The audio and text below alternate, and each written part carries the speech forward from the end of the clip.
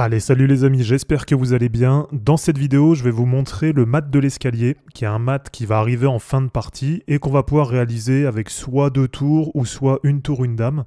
Et c'est vrai que quand on est débutant, on a tendance à pas forcément savoir comment mater dans cette position.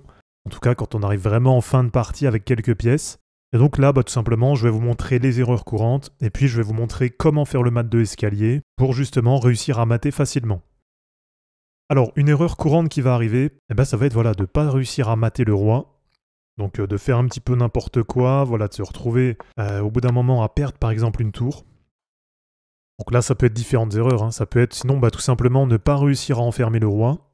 Et puis après, c'est le genre de partie qui se termine par exemple par des égalités. Bon là, je sais même pas si je saurais vous en faire une dans la présentation. Mais voilà, en tout cas, ça peut arriver que des fois on sache pas forcément mater. Et derrière, par exemple, ça peut se terminer par un pat, donc avec le roi noir qui peut plus du tout bouger. Donc dans ce cas-là, bien sûr, ça fait égalité. Ou sinon, ça peut se terminer tout simplement au temps. Donc finalement, malgré toutes nos tentatives, on n'arrive pas à mater le roi noir. Ou alors, tout simplement, au bout d'un moment, on fait une erreur. Et puis derrière, à force de faire des erreurs, on a le roi noir qui récupère nos pièces.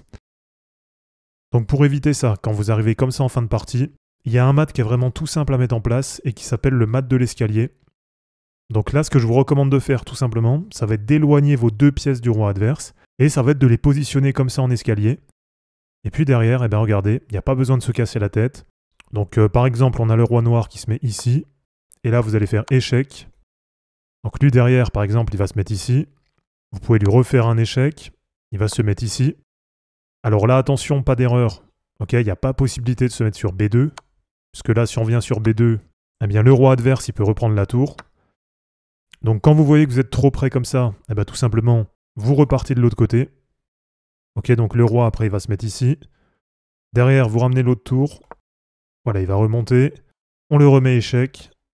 Allez, derrière, par exemple, il va se mettre là. Et derrière, on fait tour à 8 échecs et mat. Alors vraiment, il y a plein de possibilités pour le faire.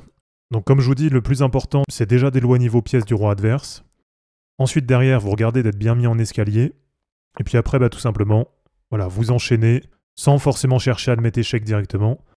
Mais par contre, faites bien attention de toujours lui laisser des cases disponibles. Donc si vous avez un doute, évitez de jouer trop vite. Regardez bien qu'il ait toujours des cases pour pas que ça finisse en patte. Mais voilà, normalement, c'est quand même assez simple à faire. Et quand il est plus que sur une seule colonne, vous ramenez votre tour ou votre dame et vous faites échec et mat. Donc voilà, c'est vraiment tout simple à mettre en place, simplement pensez-y si vous arrivez dans cette position en fin de partie. J'espère en tout cas que cette vidéo elle vous aura plu. Comme d'habitude, pensez à vous abonner, à liker et à commenter cette vidéo pour soutenir la chaîne. De mon côté, je vous mets tout ça en ligne et je vous dis à bientôt. Ciao.